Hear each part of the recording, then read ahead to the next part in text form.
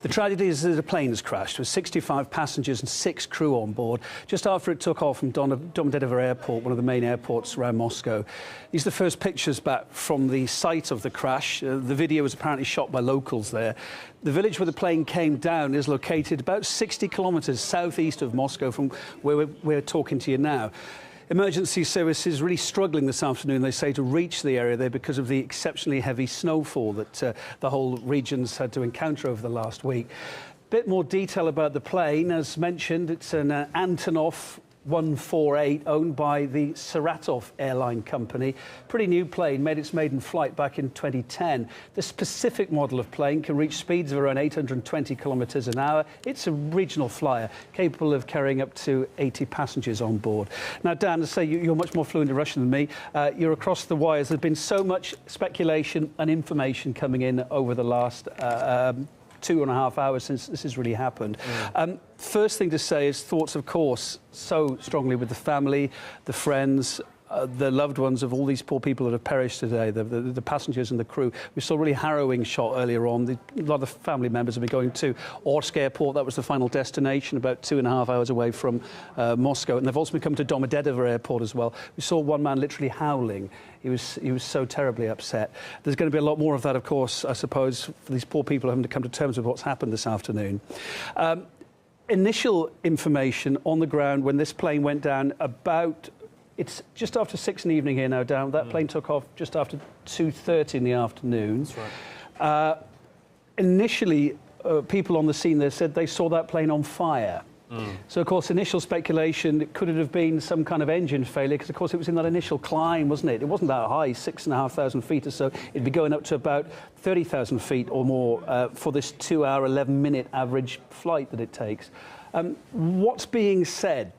That early days, we know, but what are the theories that are coming to the fore at the moment about what went wrong? Well, there's been theory after theory. The initial one, of course, being that potential for a mid-air collision with a helicopter. That has now been ruled out, at least by the Russian Postal Service. Tell the viewers about that. Now, that came in about 2 hours ago, and initially it seemed to be almost key, but then it was quickly dismissed. What came in on that, Dan? Well, eyewitnesses described seeing a large amount of mail and post at the crash site scattered over a wide area, as well as debris from some sort of other aircraft, potentially a helicopter, leading to that speculation that there could have been some sort of interaction, some sort of incident involving a Post of Russia helicopter. A mid-air collision, potentially. Yeah. That's what was being said. Now, the Post of Russia have released a statement saying in that region they have no helicopters belonging to them at all. So that was ruled out.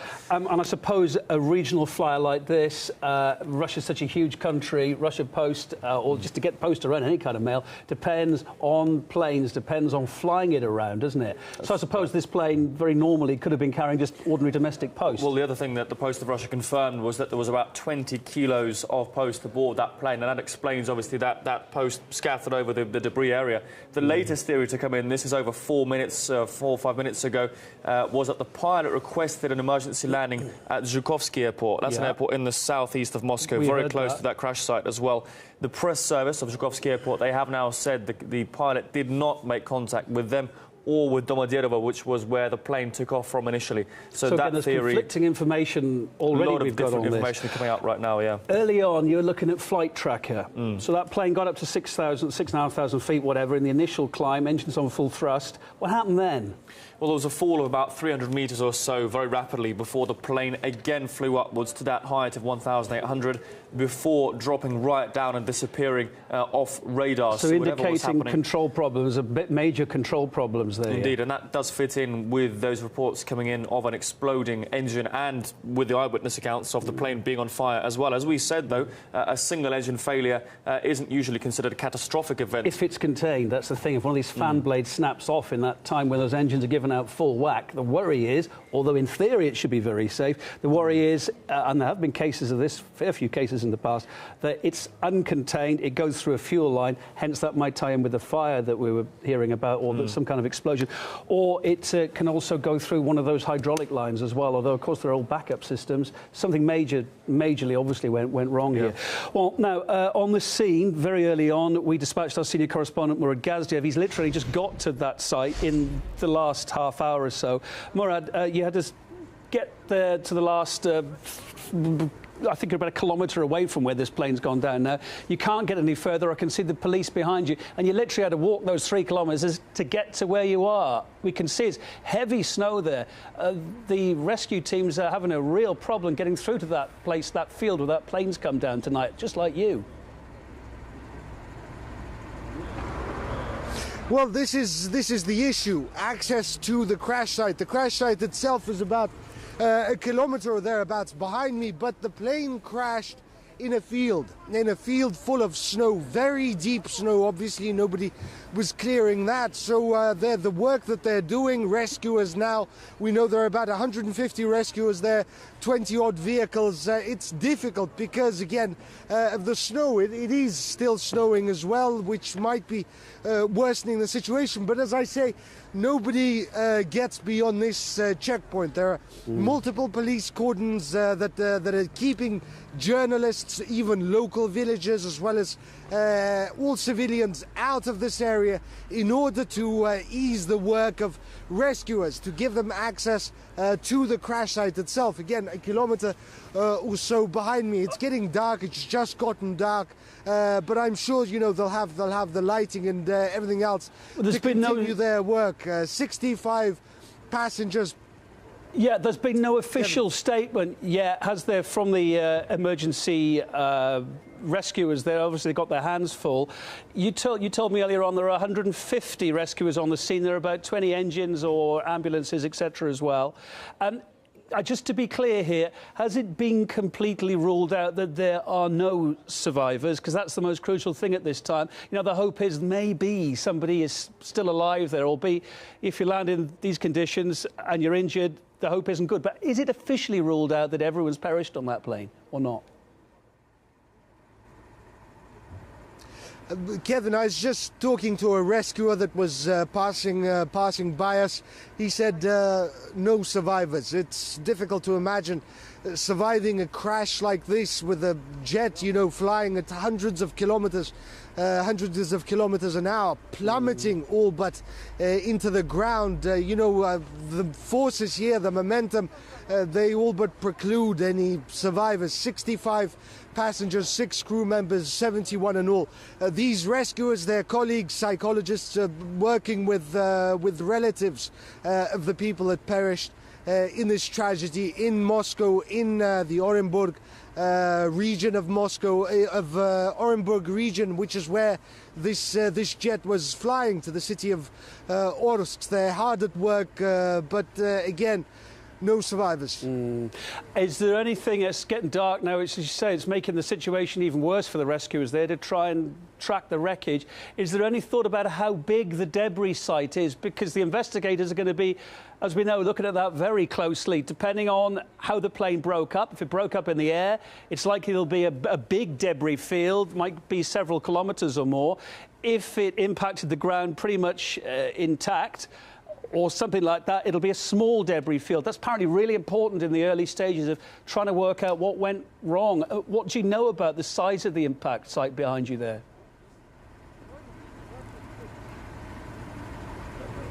Well, details are still scant. The rescuers and everyone else, they aren't letting much out. You know, they're still... This is the early stages, the early hours. They're trying to sift through the wreckage, trying to see what exactly happened. The size of the crash site, I haven't been told. I haven't heard anything from official sources or rescuers here. But a number of theories have been debunked, such as that there was a mid-air collision with a helicopter. The rescuers here as well, they've issued an official statement, but they've told us they found no evidence, no parts of debris from a helicopter. So that was a mere rumor. The other thing, of course, you were discussing earlier on is that there were reports that the pilot called in technical difficulties immediately after takeoff. The aircraft was in the air for merely minutes, but there were got a bit more info on that. Technical difficulties and requested. Apparently not, Murad. I mean, it's difficult where you are at the scene. At Zhukovsky Airport. Yeah, apparently, no, that's been denied by Zhukovsky Airport. They said that's not far from the crash site. They say the reports that a pilot requested an emergency landing at Zhukovsky Airport, the officials there say, is not true. So, again, that's a bit of conflicting information. While you're there, though, because I know it's quite hard for you to be online, we're hearing the emergency ministry now saying that one of those crucial black boxes, those flight data recorders, it may be the data recorder for the tech side, or it could be the other box, the voice data recorder that listens in crucially to what those pilots are saying. It's important they find the two, but apparently the emergency ministry has already said now that they have found one of those black boxes. We don't know which. There's also a line coming through as well now. The emergency ministry is saying that they are now discovering pieces of wreckage. They found at least 2 bodies in the parts of the fuselage there. But, of course, there were many more on that doomed flight, 65 passengers and 6 crew on that flight number 6W703 that departed Moscow Domodedovo International Airport just about 4 hours ago. Just a little bit less than 4 hours ago. Didn't make it too far, was only in the air for about 7 minutes or so. Murad, at the moment, this investigation, this recovery, I suppose it is now, is going to go on, I suppose, throughout the night. What's the thought on it? Are more people going to join there, or what are you hearing?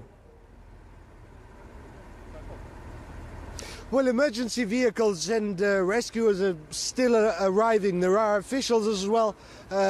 Convoys have arrived, as I gather, officials with sirens and convoys of them, in fact. But as for the theories, the investigation itself, the likely causes, well, meteorologists, the Moscow Meteorologist's Office, have issued a statement. They've said that this isn't dramatic weather. This is nothing unusual, and that aircraft operate in this weather all the time. They say that weather as a factor here is highly unlikely to have caused this crash. The other issue, of course, the aircraft itself, Saratov Airlines. Yes. But, of course, Murad, the question is, was this plane, another thing the investigators will be urgently looking at, was this plane sufficiently de-iced at Domodedovo Airport? Very professional airport. I fly there every week myself. Now, Dan, you've got a bit of news on that. What have you heard? But, again, not confirmed. You got a line in. Yeah, not confirmed. We did see photos earlier of allegedly the plane being de-iced, covered in that antifreeze liquid, standard procedure probably for planes flying in this condition. We are hearing now the opposite information coming in from sources, unconfirmed, unverified as of yet, that the pilot actually refused for this de-icing procedure, for this de-icing liquid to be put on the plane itself, which is very strange. Yeah, very strange in these weather conditions. But again, that is unconfirmed.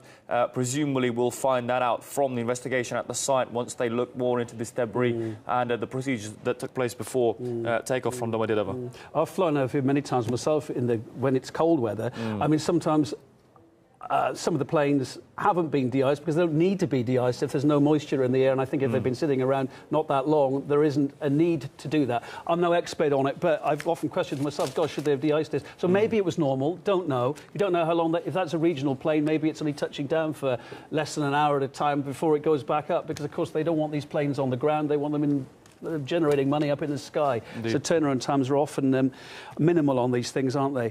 So rescue operations set to continue round the clock at the site of the crash. Here's what Russia's Ministry of Emergency Situations have had to say thus far. Firefighter and rescue teams, as well as ambulances, immediately headed to the crash site. Over 150 people and 20 pieces of technical equipment are taking part in recovering what they can from the incident.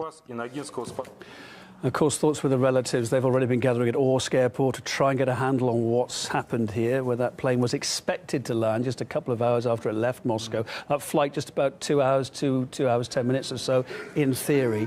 Many of the relatives have understandably been grieving. Our heart goes out to that guy there, literally howling. Horrendous. Emergency services and doctors have been deployed to the airport. They're going to help as best they can, provide psychological and medical help to those coming to terms with the tragedy. Again, even at this stage, I suppose, still hoping against all hope that indeed there may have been some survivors here. It doesn't look good, though, it has to be said. Flights have been suspended, meantime, in the city of Orsk, we can tell you. Here we can see passengers handing their tickets back in. A very sombre mood there, obviously, right now. Medics are also present at the airport.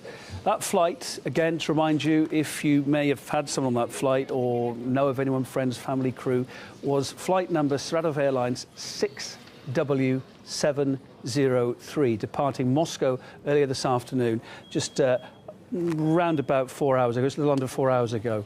It's now just 6:15 in the evening, Moscow time. Now, shortly after this happened, but details have been changing thick and fast since, I spoke to aviation expert Julian Bray. He explained the plane's technical capabilities here, this Antonov An-148, a combined Russian-Ukrainian developed plane, and the possible reasons for the crash. It's all pure speculation at the moment. I understand there is some video footage of these parts, and so it could be unrelated, or of course it could actually be carrying created helicopter parts inside the aircraft. The Antonov is a good old workhorse, the Antonov An-148, and so it's, as you say, it's used for mail, it's also used for cargo, and it's widely used inside Russia by their regional airlines. The point is, this is a fairly new aircraft, and the maintenance on it will be fairly straightforward. Where it's flying, there could possibly be a thing they call wind shear, where the wind just suddenly goes straight up and alters the characteristics of the plane. Also, we have to consider whether there's icing, whether they properly de-iced the plane before it left Moscow.